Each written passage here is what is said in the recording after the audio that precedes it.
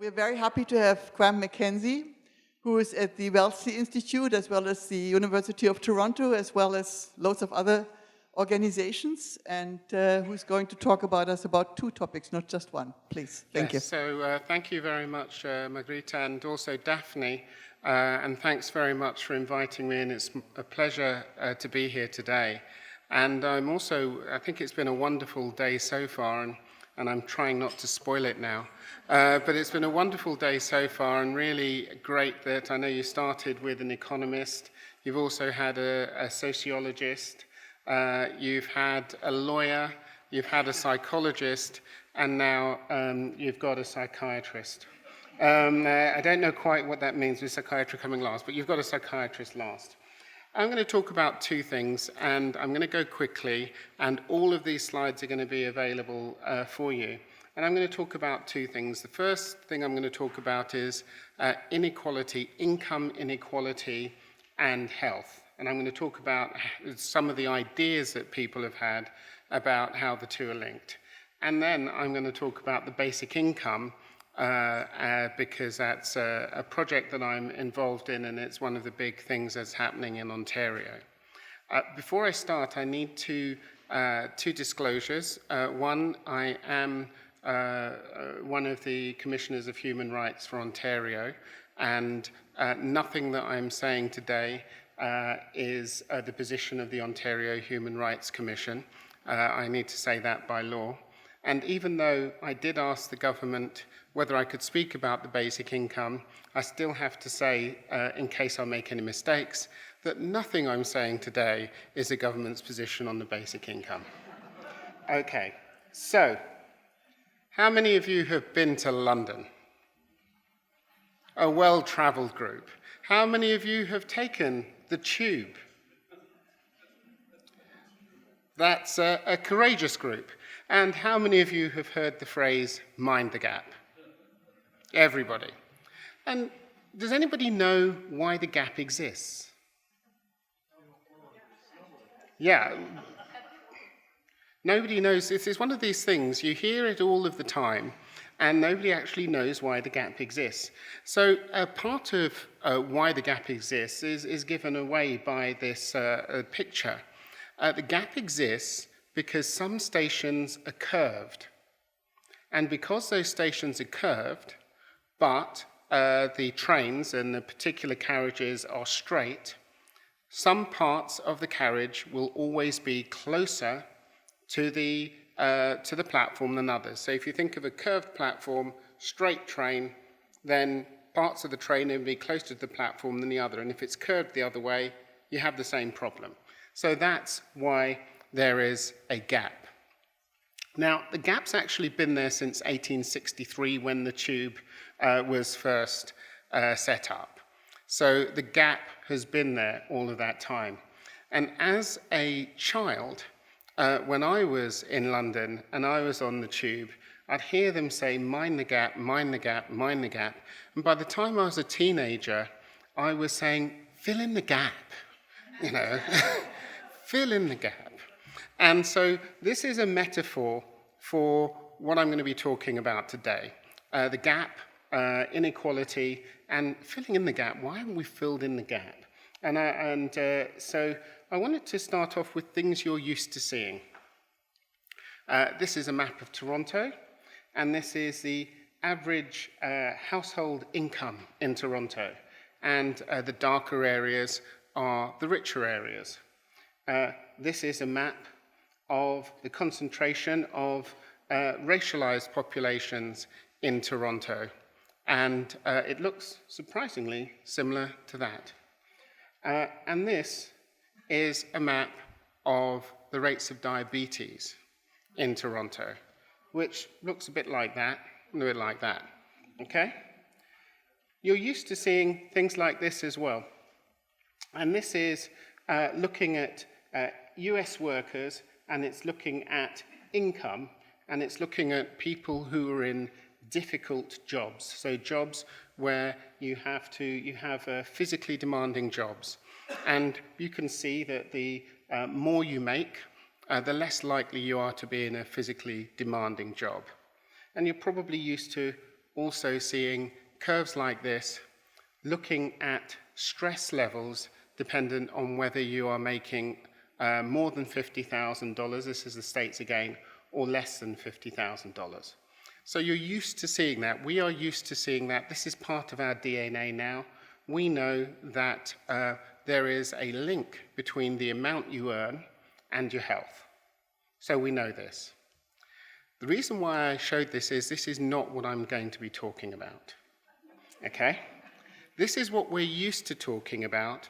We're used to be talking about the link between the amount you earn and your health. And I'm interested in the inequality and how inequality at a societal level changes your health. So it's not the amount you earn, it's how unequal your society is and whether that makes a difference. Now, one of the reasons I'm interested in it is because we've been getting more unequal. This is a little plot of World Bank data on something called the Gini coefficient. And the Gini coefficient is a measure of inequality.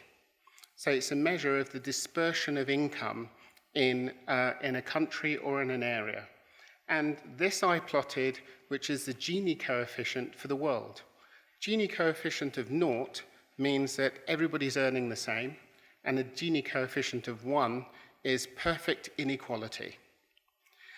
And the reason why I've become more and more interested in this is because I was astounded to find that in 1818, the world was more equal than it is in 2018. And not just a little bit more equal, a lot more equal 200 years ago than it is now. And that's going to have that's having its consequences as it plays out. I'm also interested because if you plot the Gini coefficient for Canada, we are also becoming more unequal. Gini coefficient, the higher the rate, the more unequal you are, and that's for Canada. If I was going to plot Toronto, Toronto would be at about 0.42. So Toronto is much more unequal than Canada as a whole. And the reason why I'm interested in it is because there have been people worldwide. Some of the biggest names in this are people like Richard Wilkinson, who was a historian, who then became an epidemiologist, who wrote the book The Spirit Level, and also Michael Marmot, or Sir Michael Marmot, in University College London, who've been getting really interested in inequality at a international level. And they do incredibly difficult to read plots like this. All this does is it looks at countries and it says, it plots the Gini coefficient against life expectancy. And it shows that the more equal a country is, the longer the life expectancy. Other people measure things like the rate of rich to poor, and they look at infant mortality, and infant mortality rises with more inequality.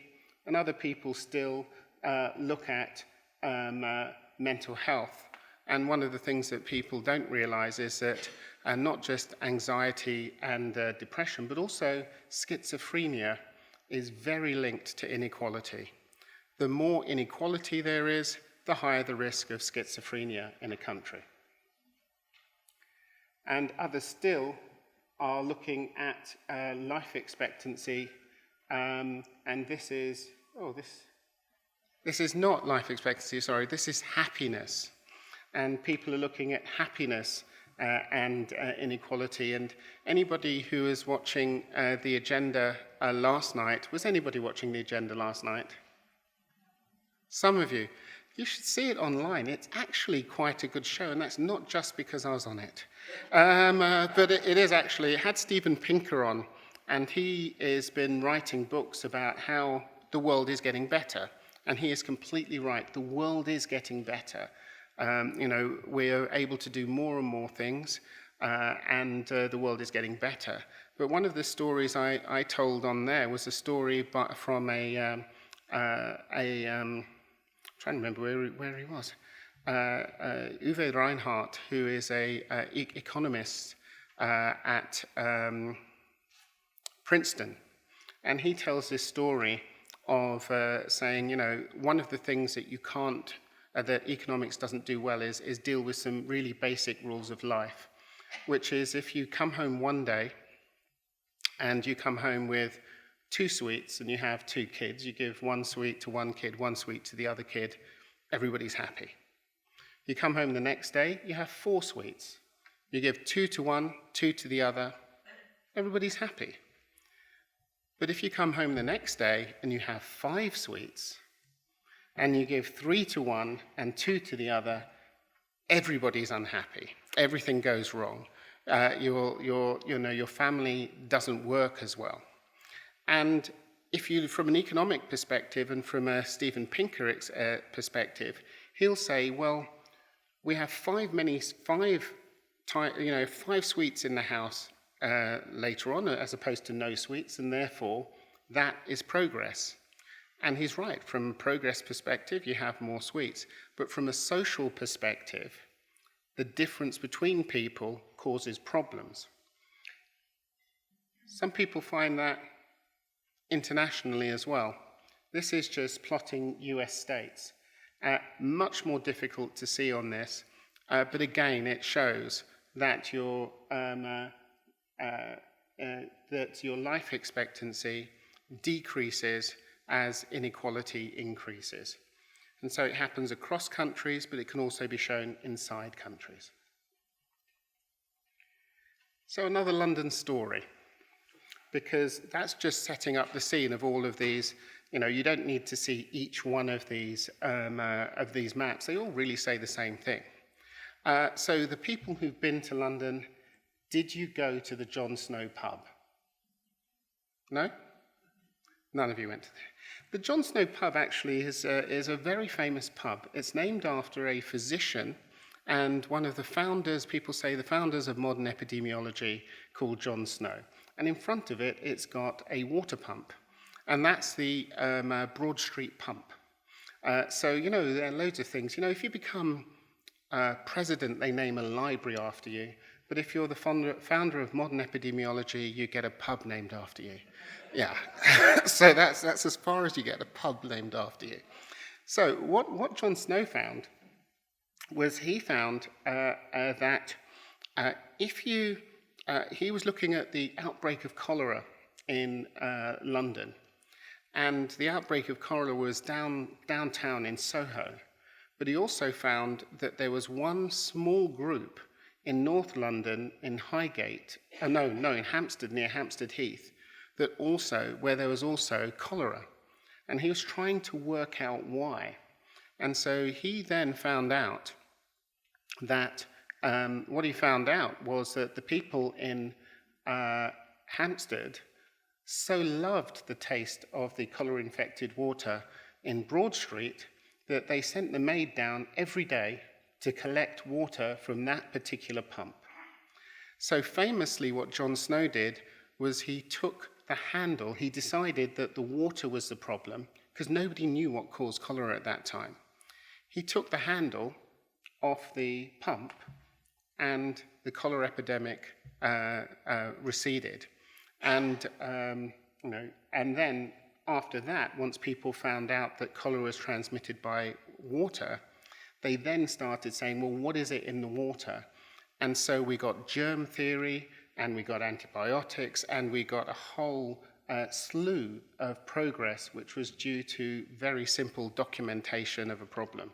And so that's the Jon Snow pub. And yes, if I ever do anything that great, having a pub named after me would be enough for me, most definitely. But, and this is when we come to reasons, so I'm trying to think of why income inequality causes health problems. And I've been very influenced by this piece of work and it's a piece of work by Bruce Link and Phelan, who were at Columbia at the time. And the way this links to the infectious diseases is through inequalities in life expectancy. Inequalities in life expectancy used to be because of infectious diseases. The poor would get all sorts of infectious diseases and they would die younger than the rich. That's what used to happen.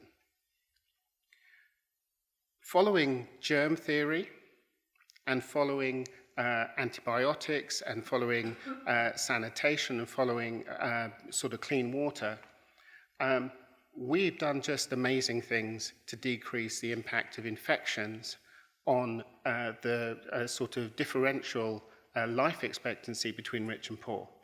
A fabulous job. However, the gap in life expectancy between rich and poor still remains. And it's no longer due to infections, it's due to diabetes, it's due to cancer, it's due to hypertension, it's due to chronic illnesses instead of infections. And what Link and Phelan started saying is, what is that? Why does that happen? How does that work? And they produced this theory called the theory of fundamental social causes, saying that actually the differences between people are due to access to information, power, time, money, and the ability to take on new ideas. And these are fundamental social causes. So if you only deal with the epiphenomena and you don't deal with the fundamental social cause, the differences remain. They just come out in different ways. And some people think that inequality or income inequality is a fundamental social cause. And unless you deal with that, the differences between rich and poor in life expectancy will never go away. You have to deal with the fundamental social causes. And the reason why people think about the fundamental social causes is because organizations who can't be really considered as an incredibly left-leaning organization, the Canadian Medical Association, believe that 60% of your risk of illness and your chance of getting better are linked to social factors. Only 15% is due to genetics, and 25% is due to access to health services. So most of what makes you ill or gets you better is down to where you live and how you live. And that's why people start talking, why people get really interested in fundamental social causes and why they get interested in social factors. So, I have had a long-standing discussion. And you know, some people have long-standing discussions like maybe you have with your partner, which has been going on for a few hours or a few weeks or even a few years. With Richard Wilkinson, who's interested in inequality, I have had the same discussion for 23 years. And we have not yet resolved it. And it's a chicken and the egg question. The question is, does inequality lead to changes in society that then increase people's risks of illness for some people rather than the others? Or do changes in society allow inequalities to happen? So is this inequalities undermine social capital, or is it that social capital allows inequality? And we've been going at this for 23 years. If I tried to resolve this now, you would most definitely be asleep because it would take for a long time because I'd have to properly represent his argument and he's wrong. And I would have to represent my argument and I'm probably wrong as well. But just to tell you, there has been a reasonable, and it will come out next year, there's a book by Putnam, who was one of Hillary Clinton's advisors. And he was plotting inequality in the States. And he said that inequality in the States tends to go in cycles. And at about 100 years ago, in the States, it was about as unequal as it is now. By 1962, it was the most equal. The society in America was the most equal it had ever been, and it has been going down since then.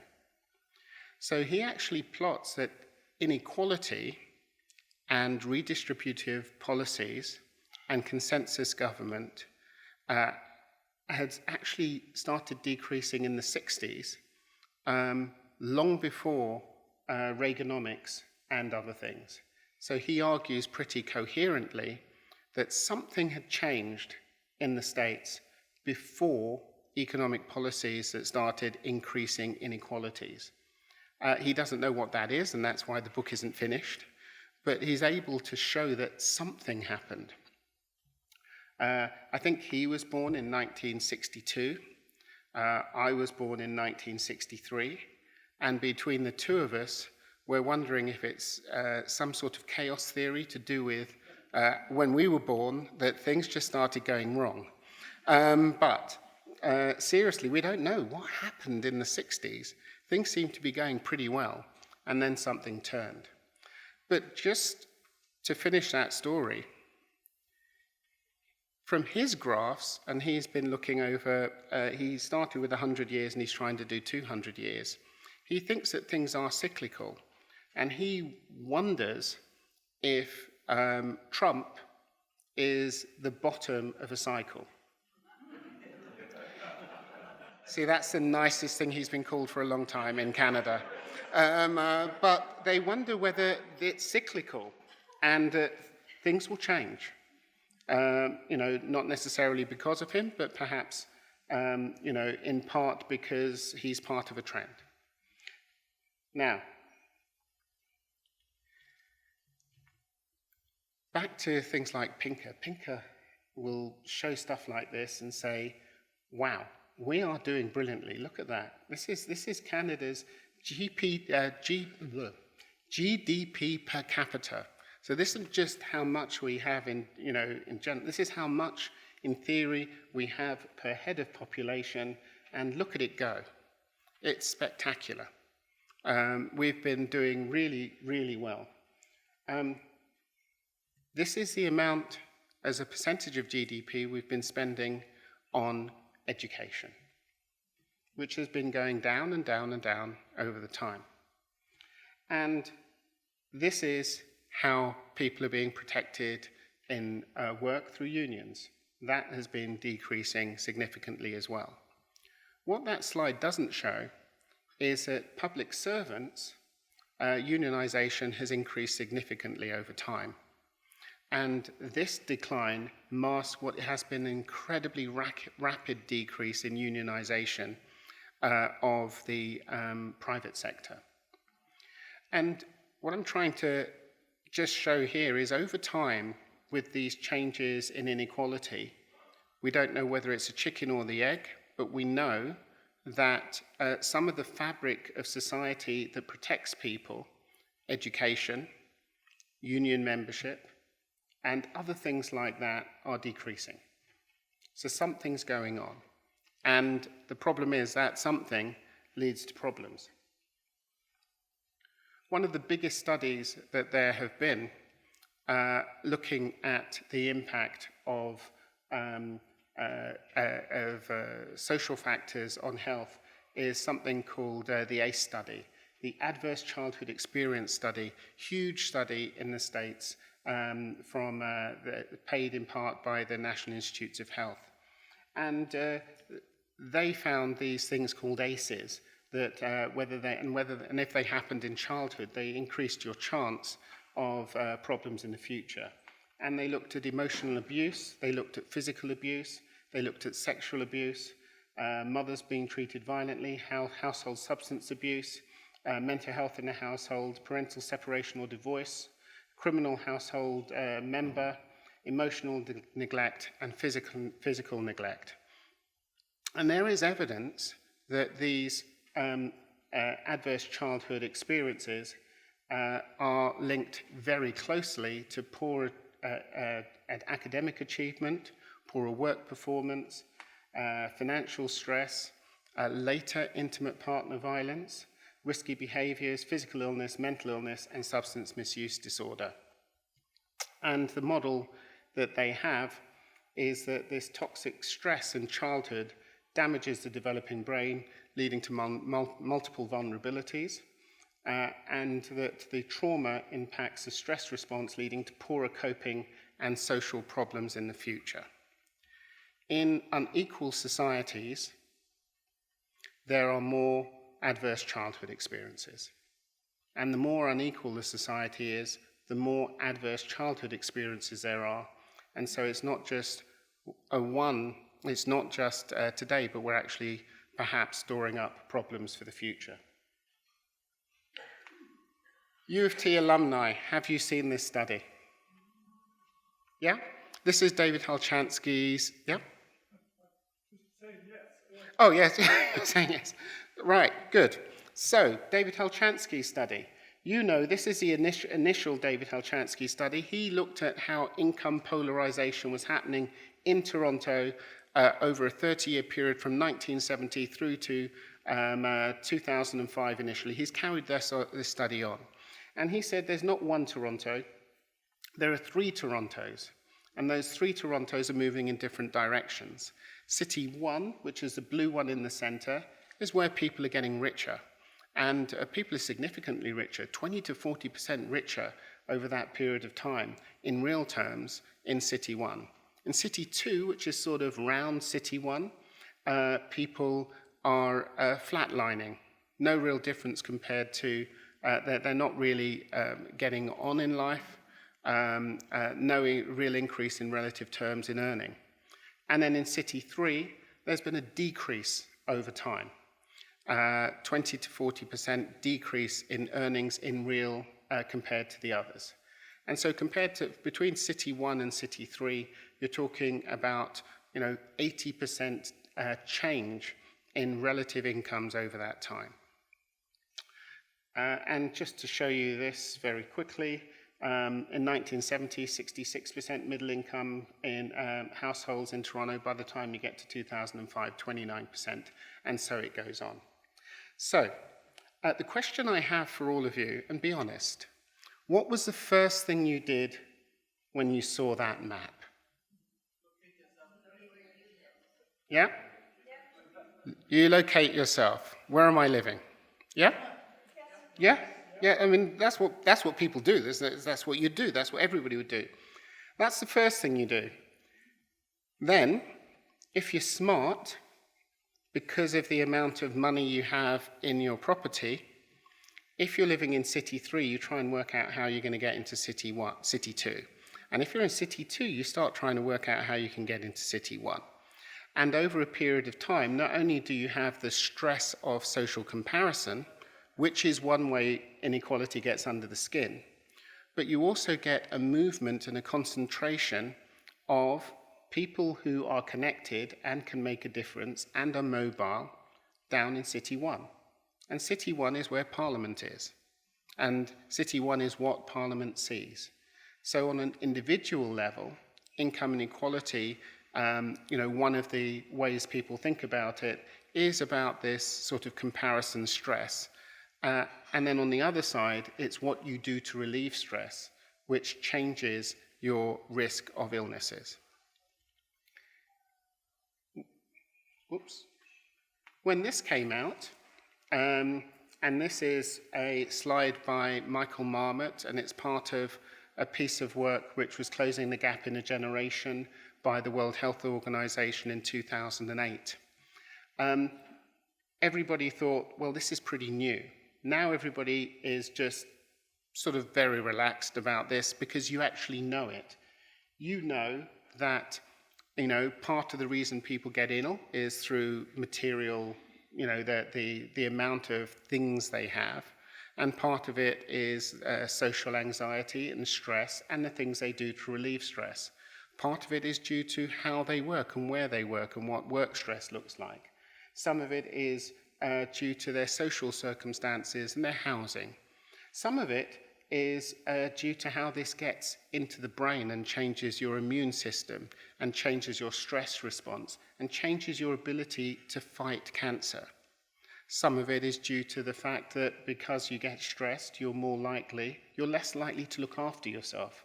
And so your health behaviors may change your risk of getting illness. But that is the model that people use: biological, psychological, physical is the way that inequality gets under your skin and changes your risk.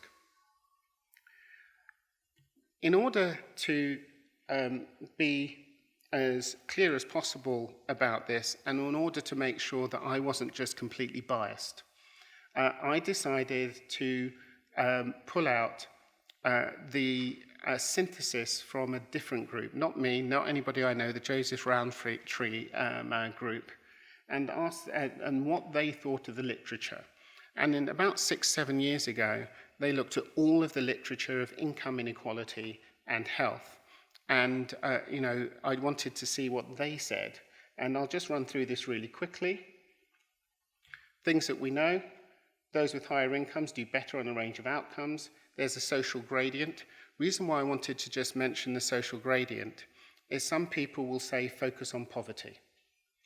Actually, it is a gradient all the way up.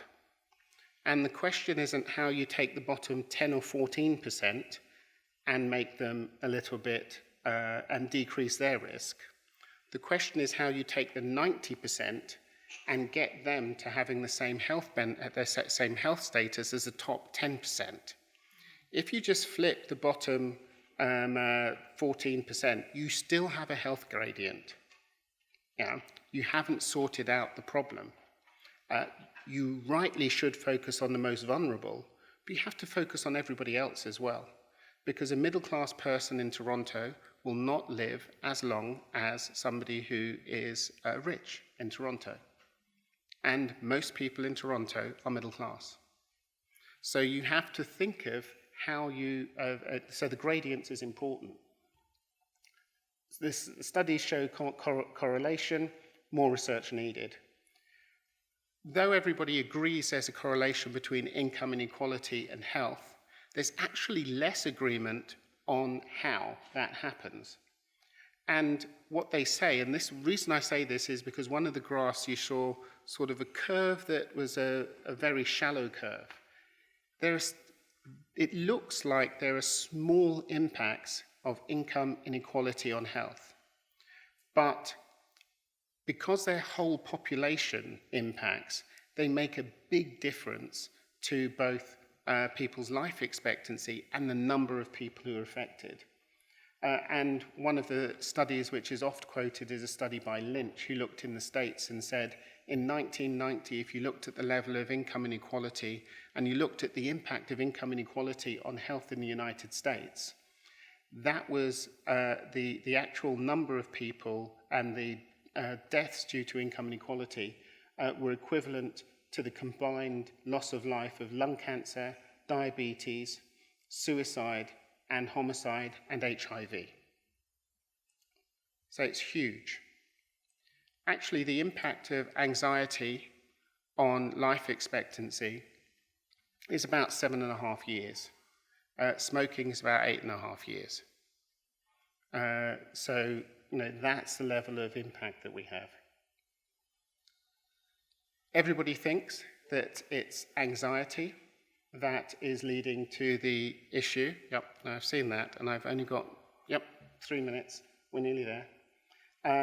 And the other thing is people say that a bit of inequality doesn't seem to have that much impact on health. But when you get over a Gini of 0.3, that seems to have an impact. And I think in the UK, it was 0.3 in the 1960s and has never got back to that level. And then the last thing that just to highlight is even though inequality has an impact on everybody, the people at the bottom still have worse impacts of inequality. But here's one thing that is interesting when you look at high-income countries with low inequality, like Denmark. People at the bottom of the pile in Denmark do better than people at the top of the pile in places like the UK. So if you can get rid of income inequality, you move everybody up.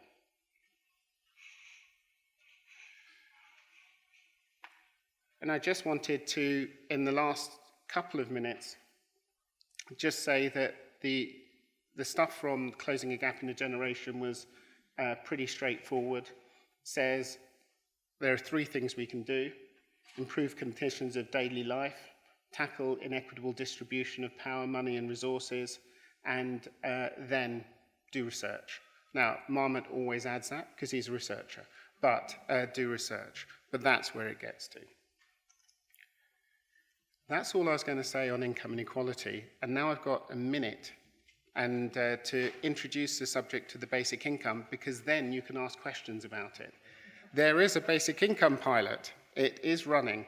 At the moment, I think there are about 5,000 people of the 6,000 people that we expect to be in the basic income pilot in there. The basic income pilot has 2 different types of pilot. One is a randomized controlled trial, and that is in Thunder Bay and in Hamilton and Brantford. And in Thunder Bay, Hamilton and Brantford, people will be randomized to either getting the basic income or staying on their existing benefits or their existing low income. And there'll be 2,000 people randomized and 2,000 people who get the basic income and 2,000 controls. And then the other group is in Lindsay, which is in, does everybody know where Lindsay is? Yeah, you know where Lindsay is. It's a fabulous place. And people usually drive through it on the way to the Kawartha Lakes, but Lindsay itself is quite a nice place itself. Yes, I have a farm in Lindsay. I love Lindsay.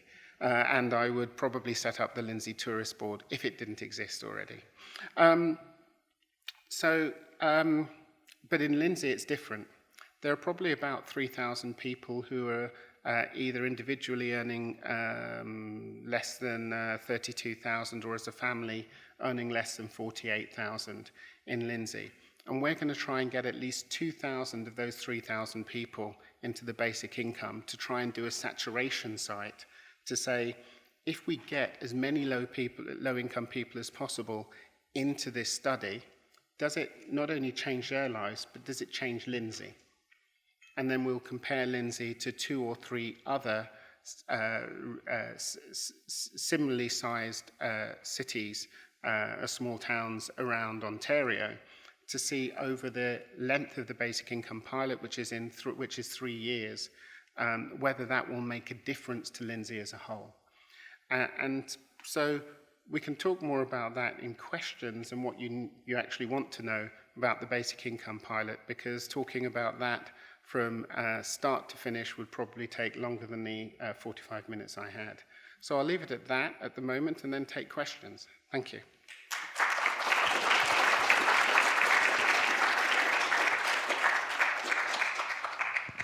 Thank you very much indeed. We have some questions directly directed to Kwame, and after that we'll have a general discussion where we try to deal with how to address the issues altogether. But so right now it's basically only on what Kwame has just been telling us. So it's open for discussion. You have one right there. Yeah, briefly. Yeah.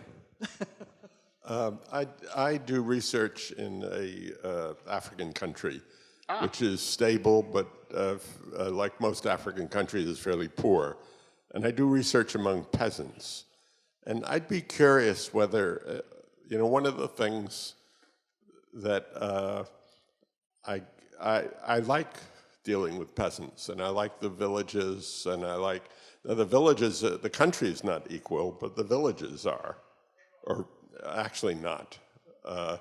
And I wonder if you've done stress studies of whether, not you personally, but anybody has done stress studies of poor third world countries and multi-class within those poor, because when you're in these countries, and particularly when you're living in villages, you have a sense of some of the satisfactions of daily life that come from, being in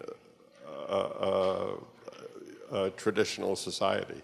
Yeah, and I think you're right. I think the issue of very poor societies where there are difficulties in running water and nutrition and all of the other things, those material factors start becoming much more important to longevity.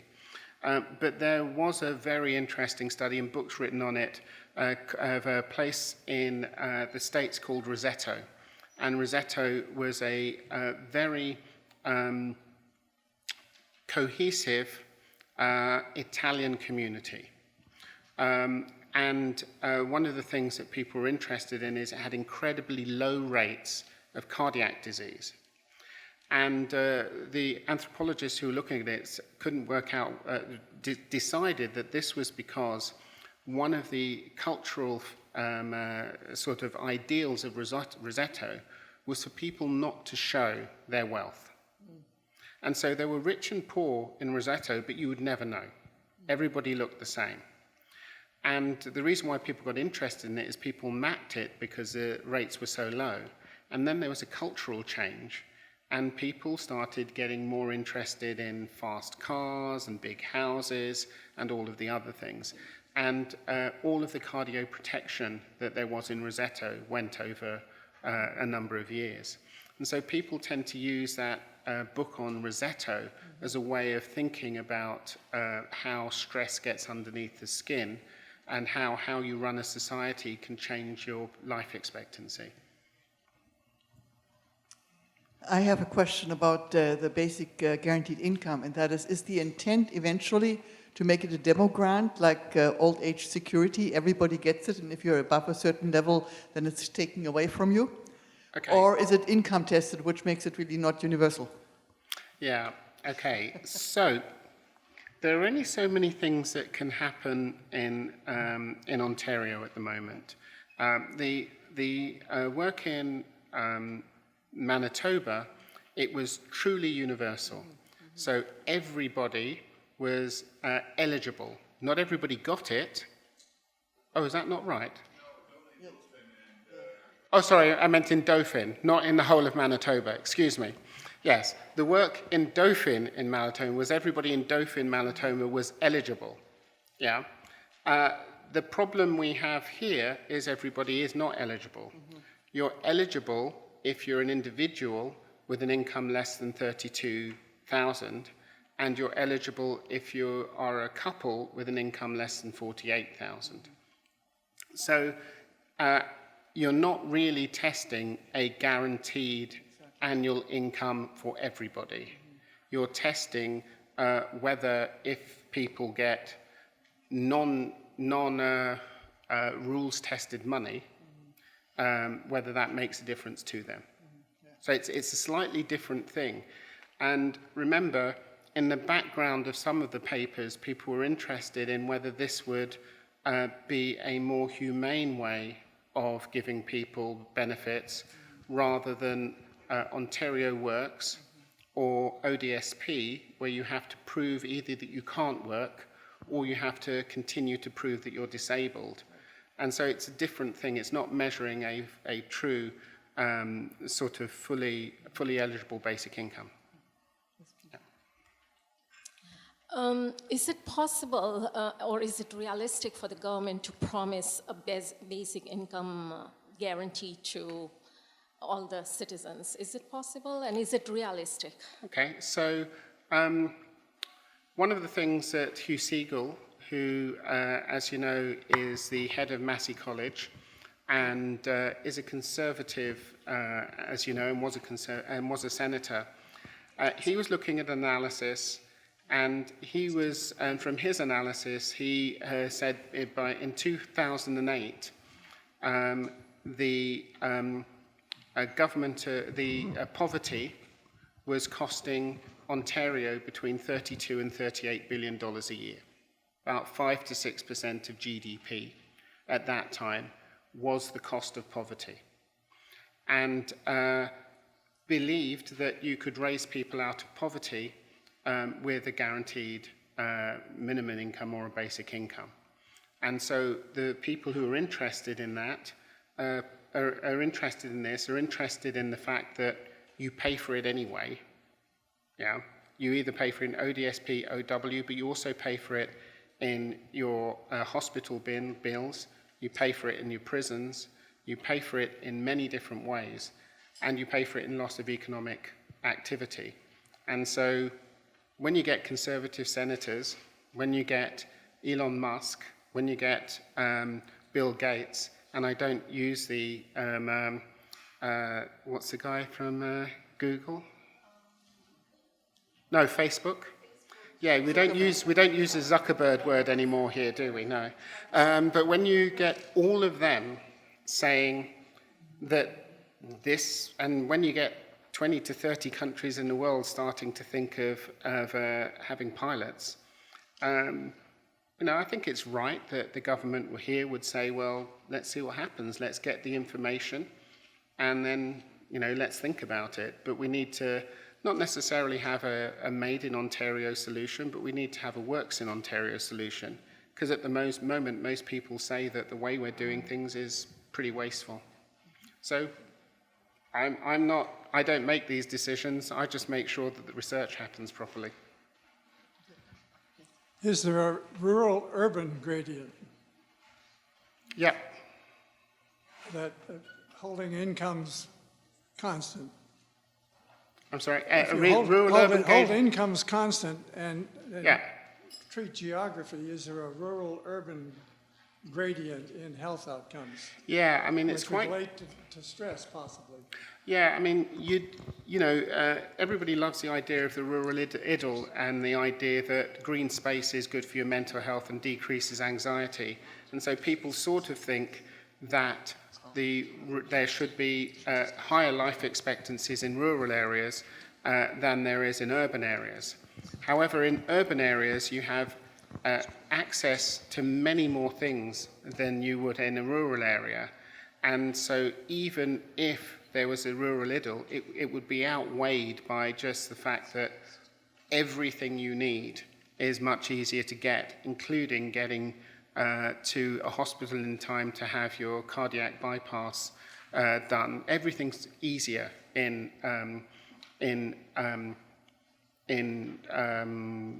cities. The problem is, because of the inequality in cities, you then have to weigh up the anxiety due to stress and inequality in the cities, and that gives you a concentration in poorer groups of the negative health effects of cities. But people in cities, in a good city, live longer than people who are in the country. Yes. Your diagram showing the different zones in GTA, I think has a basic flaw. Yeah. It assumes that in each of the zones, the population remains stable. Which is not the case, because normally zone 3 is occupied by the recent arrivals, and in a generation or two, they probably move on to zone 1 or zone 2. So somehow you have to take that into account, how long they have been there in zone 3 to be classified as being permanently disadvantaged. So I think the interesting thing is it depends whether you're looking at and this is the mistake we all make when we look at the zones, is we think that those zones are people as opposed to those zones are areas. So we know that whatever's happening, there is a change in that area. That doesn't mean that the individuals in that area are the same individuals, but that area has changed over time, and the downtown has changed over time. And yeah, you're completely right, it could be down to mobility. And it could be to immigration, but those areas are changing. And that change makes a difference to the way the city runs. I'd love to think that we're one city, but in Toronto, we're not one city. We have, quite honestly, a whole bunch of people in City 3 who are just keeping their head above water, and in City 2. And they are, how can I put it, treading water. And if they stop kicking underneath the surface, they're going to drown. And meanwhile, if you're in City 1, and I live in City 1, it's like we're on a luxury liner. We're in a place that is safe, and that has every amenity we could imagine. And we are completely different cities. And that's just what it is. But, you know, there are only 500 to 600,000 people on the liner. And in cities 2 and city 3, there are over 2 million people, right? And eventually, that is a social cancer. That tears your city apart. Because our prosperity is linked to everybody. It's not just linked to the people in city 1. Okay, last question to Kwame directly, please. A lot of people might think that if you get a basic income, you'll stop working. I think the evidence is thoroughly against that. Can you comment? I agree with you. The evidence is pretty clear. It depends on the level of the basic income. But if you say to people in general, you know, I'm going to give you, say, for instance, the basic income we've got, which is, you know, $18,000, $17,000. If you say to the vast majority of people, I'm going to give you $17,000, they'll say thank you, and then they'll try and work. Yeah. And that's what every study has shown. Yeah, there are going to be some people who are going to say, thank you very much, and I'm not going to work, but that's not usually what happens. And you have to put that in context of what's happening at the moment. There are more people looking for work than there are jobs. So in the system we've got at the moment, there are a whole bunch of people who are not going to work. There are just not enough jobs, or they haven't got the skills for those jobs, and they're never going to get the skills for those jobs. So we've set up a system where there are a number of people who are not going to work. And the question is, you know, how we deal with that. And a lot of people think if you give people a basic income, you actually shrink that number of people. Because, you know, people will go back to school if they can afford to. That's what happened in Dauphin. People will try things, whether it's in the arts or whether it's new businesses, if they've got the backup to do it. People will do these things. And we are in a knowledge economy. 70 to 80% of people are going to be working in service industries or in knowledge industries. And all of that old-fashioned thinking that we had to have people desperate enough that they took terrible jobs in factories, I mean, there aren't those jobs.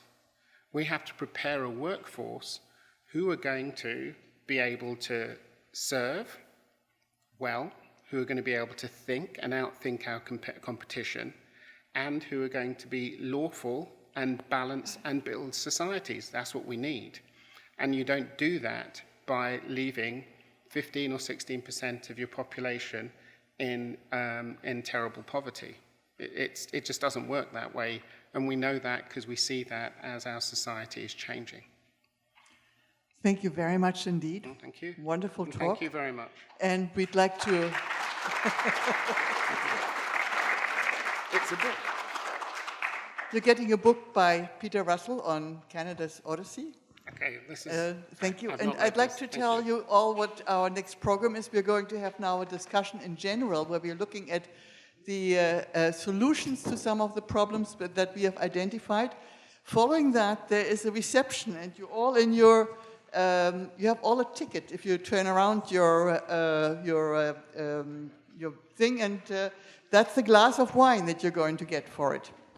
And before you leave, we are going to ask you to please fill out the evaluation form, which is lying on your table so that we know for next year.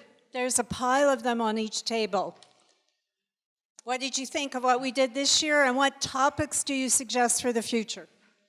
So we are open for discussion on the entire day, any of the things that you haven't been able, but focusing primarily on solutions. Yes, please. Wait for Mike. Yeah. Well, it's okay. As was mentioned, Hugh Siegel. As was mentioned, Hugh Siegel is now principal of. Okay, here I go. As was mentioned, Hugh Siegel is now principal of Massey College. And because of his connections, we were privileged to hear a report from a female scholar from Manitoba who was able to rescue data from the Manitoba Guaranteed Annual Income Study. The study had lost its funding when the government of Canada transferred from Pierre Trudeau to Brian Mulroney. The project was cancelled, the data files were stored, and now after several decades, I think their destruction was imminent, and this woman rescued them, analyzed them. There were 3 observations she shared with us, which I think were wonderful. Naysayers looked at women's employment and turned up their nose and said there are a whole lot of women who aren't working. It turned out they were all on maternity leave. They then looked at late adolescent males and discovered that before the guaranteed annual income had come, they were working, and now they weren't working. And further investigation determined that they'd gone back to school. And the final one that was of particular interest to us, since we're both physicians, is that medical costs declined. Visits to doctors and hospitals declined. Medical costs were reduced with the guaranteed annual income, which I think is a wonderful tribute to its effects. Thank you very much. I'd like to add to that we actually have a guaranteed annual income for people over 65. It's called old age security.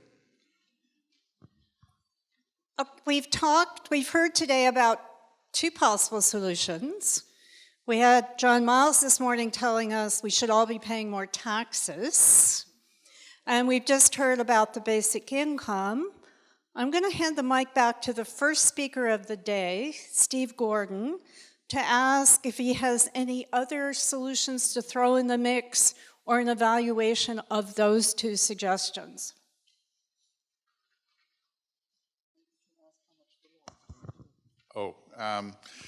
Well, I guess my, if I had to vote, I would be with Professor Miles. That's my reading of the situation as well. A lot of it really does come down to political will, and do we really want to spend more on social programs for, especially for increasing incomes in the lower part of the distribution? As Professor Miles said, in the Nordic countries, they pay lots of taxes, and they're pretty regressive taxes, and they're probably unpopular. Like in Sweden, the equivalent of an RGST is 28%. That's what they pay. Are we willing to pay that? And you really do have to focus at the bottom and work your way up. The huge obstacle with basic income is cost. The Ontario pilot will not scale. It would cost in the order of $100 billion. There's just no way. That's basically what the current tax revenue is now for Ontario. There's just no way that it can scale to as it is.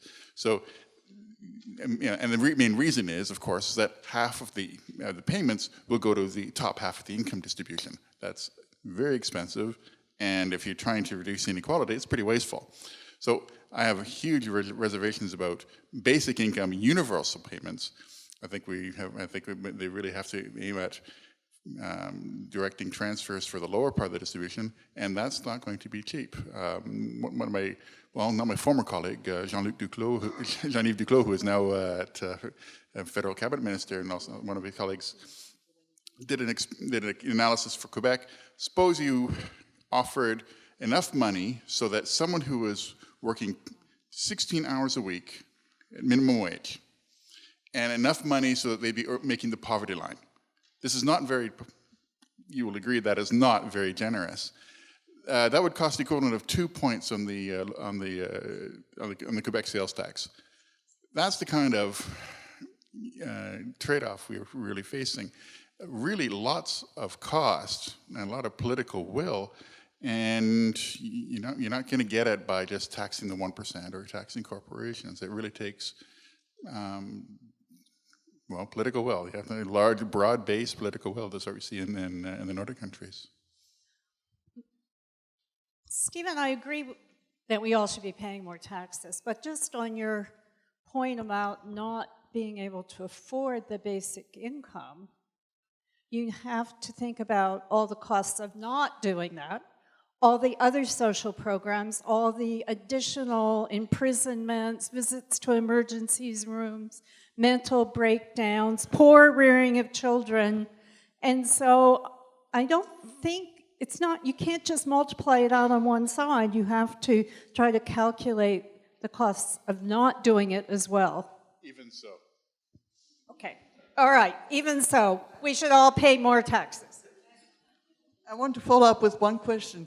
Did you say that much of the money would go to the upper portion? Well, it would be clawed back. That's the thing. It would be given as a demo grant. So to me, that's not an argument. It would be exactly like old age security. I get old age security and gets 100% taken away, which is the way it should be. And it means there is no administration attached to it because the tax system does it for free, which is an enormous saving. Well, all right. Okay, other solutions that people would see. There in the back. Oh, okay, that's the next one. Shall I start? In the unequal society, jobs, and particularly good jobs, become harder to get. Can we move towards different kinds of employments and occupations, such as paying a salary to mothers who stay at home with their children, enhancing the amount of artisanal work that's done to make things like our clothing and our vehicles and our housing, rather than importing these things from other countries. Spending more money on our food, producing it locally, rather than spending money to transport it at cost from particularly the United States and the Southwest, where the workers come from poor countries and are paid very little. More money on the arts, the theater people. More leadership in the spiritual realm, more rabbis, priests, pastors. Can we move employment to these areas and people then get the money and will spend it and build the economy, and how do we get there?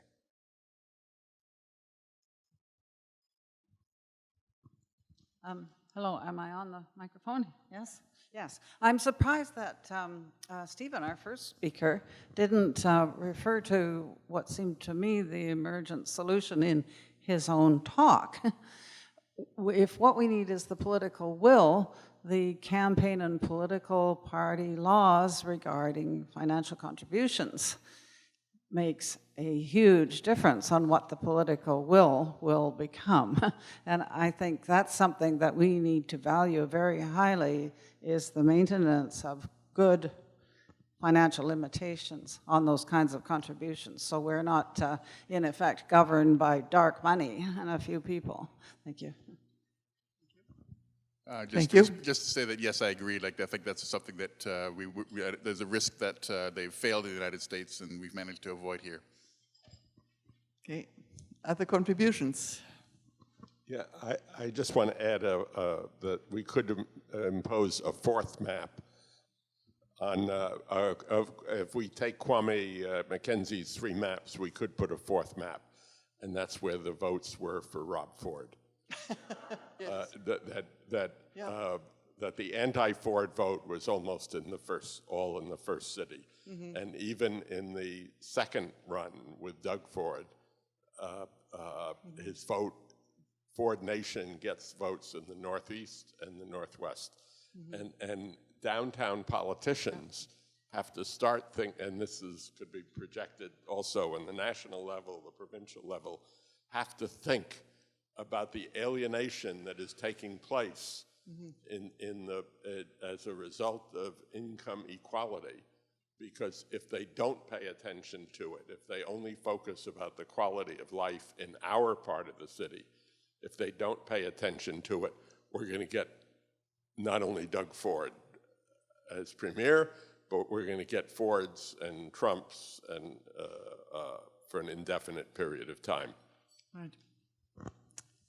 Other contributions? Thank you. Yes, please.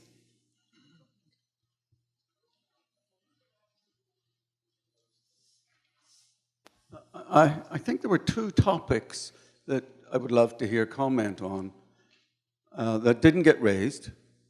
One of them is the cost of housing, and the second one is student debt. I noticed, for example, Germany is a very rich country. Housing is cheap. It is not necessarily true that as a country gets rich, housing gets expensive. You can keep it cheap, and Germany has done that. And then there are issues with student debt that didn't face previous generations. Can you comment on both of those? I'd just like to add for Germany that there's no fees for university students, it's free. So not only do they have cheap housing, they can also have free tuition. Yeah.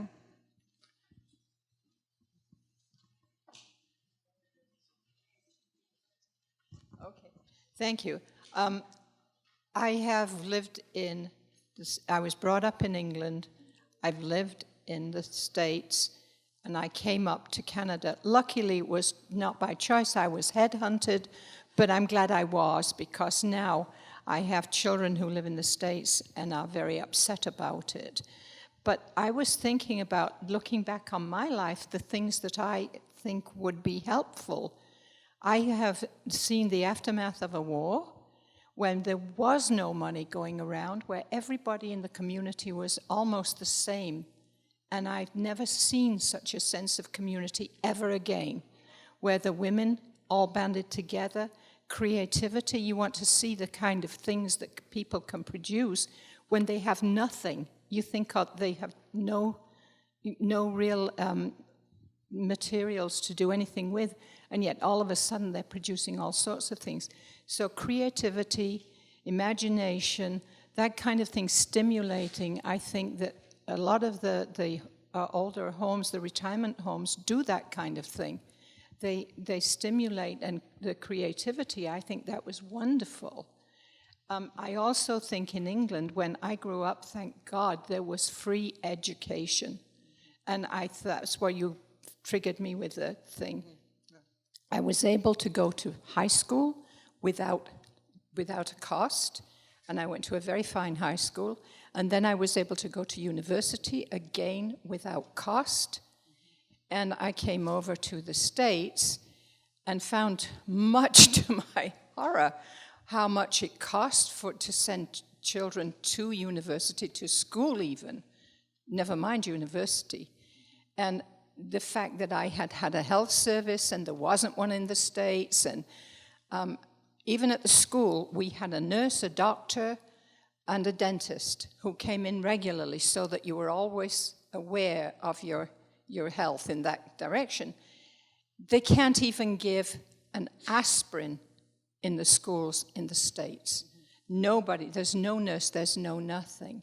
So I really find that when I came here, well, at least there was a health service and there was a lot of other things going for it, and there were things grants that you could get for going to school.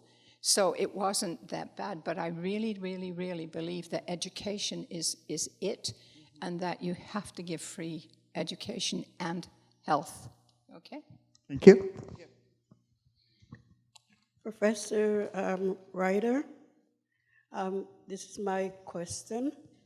What is being done to remedy systemic discrimination that is built into laws based on stereotypes of certain people and certain groups?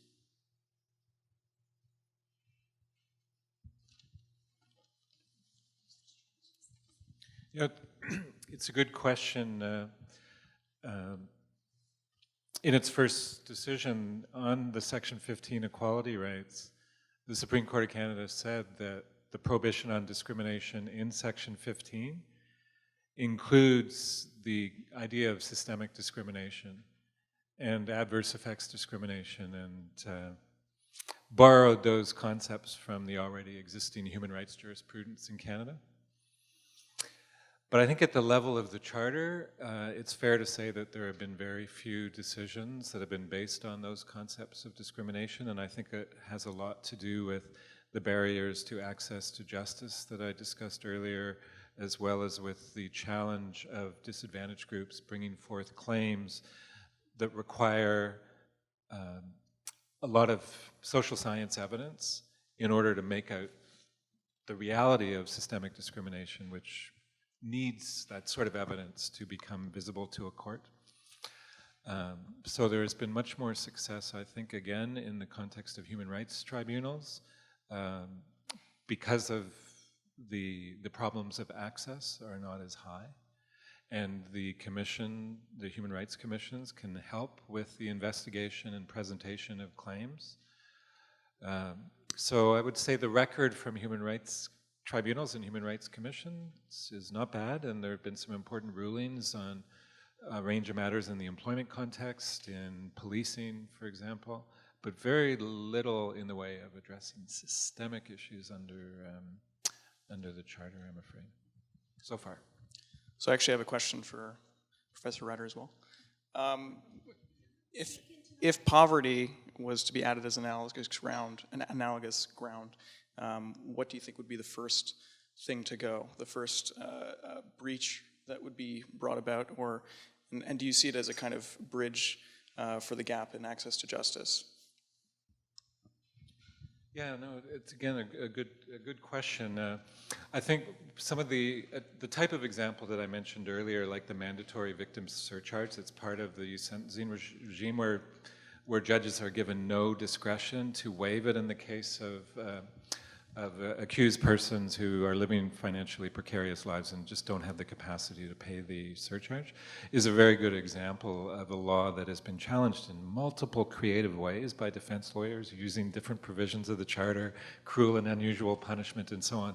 Whereas what it seems to me that what the problem with that sort of a law is it fails to take into account the circumstances of people living very precarious economic lives, and should be attacked directly on the grounds of poverty or economic status of some sort. And there are probably a range of laws of that type, some of which have been subject to Charter challenges that have been unsuccessful.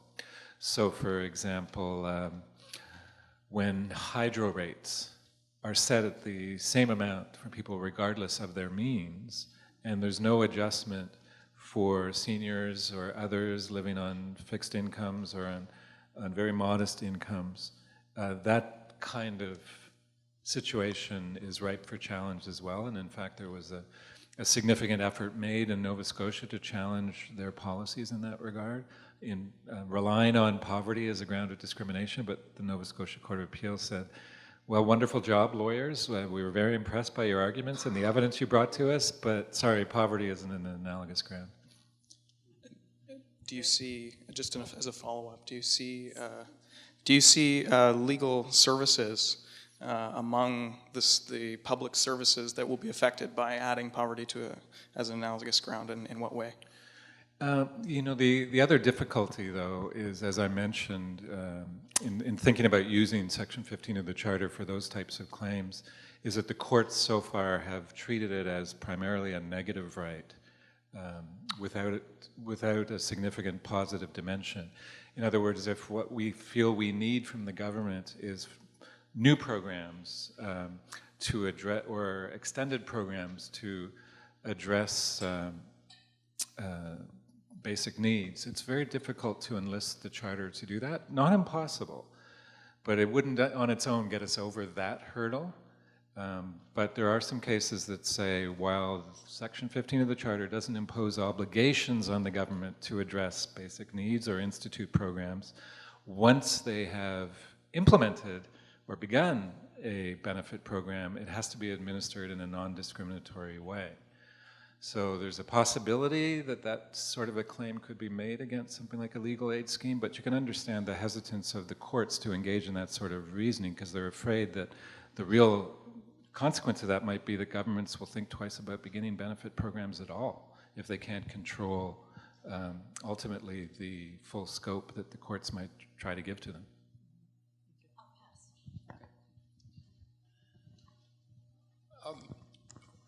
We've talked about education as being important for breaking down the barriers and increasing equality and function. I think perhaps one might consider the quality of education. In my impression is that it's deteriorated significantly in Ontario from when I first came here as an immigrant.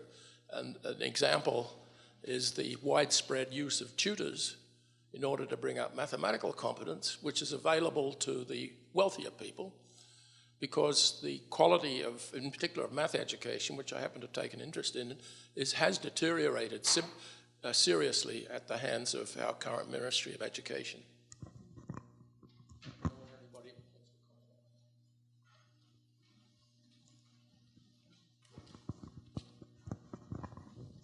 Thank you. If I look at Norway, who has used their opportunity of the oil, what they got out of the ground, they kept that for all the Norwegians. And I think that we lost the opportunity here in Canada to get oil from Alberta spread out over the whole country. The nickels from Labrador, the same thing. And I think that we should change the opportunity for finding all kinds of new opportunities and spread it all over the country.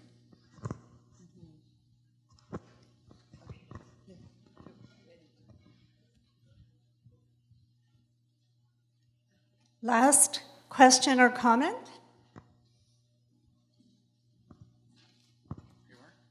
Thank you. I was none of the is that enough? Okay.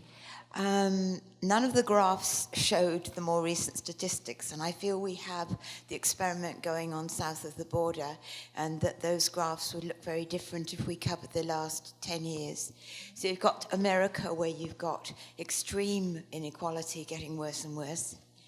You take a country like China and the newer developed countries where the rich are getting very, very rich, but they've managed to handle it because the poor are also improving. And I just wondered if the situation is ever self-limiting. You know, what stops it getting worse and worse and worse? You have these little sort of street movements at the moment trying to draw attention to it, but they're not very effective in making any political change. Does anybody see anybody really changing anything significantly, particularly in the States I'm thinking of? Okay, the graphs this morning I thought went more recent, and I've just confirmed with the first speaker, his graphs went up to 2015. Things may be changing. I'll ask him to comment on whether he thinks the trends are changing over the last 2 years. That's the thing. StatsCan is very slow. We don't know. We see maybe wage data in real time, and that's not slowed down. But I mean, it's we're the top 1%. We're November this year. We're going to find out what happened in 2016. That's the delay.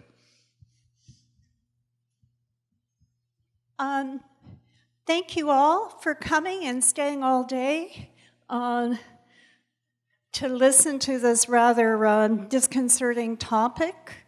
We thank all of our speakers for giving us very rich food for thought.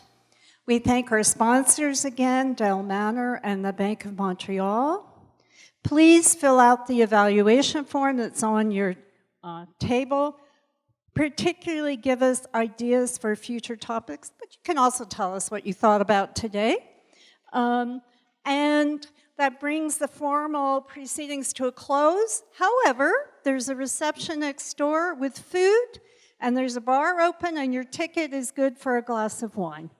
Thank you.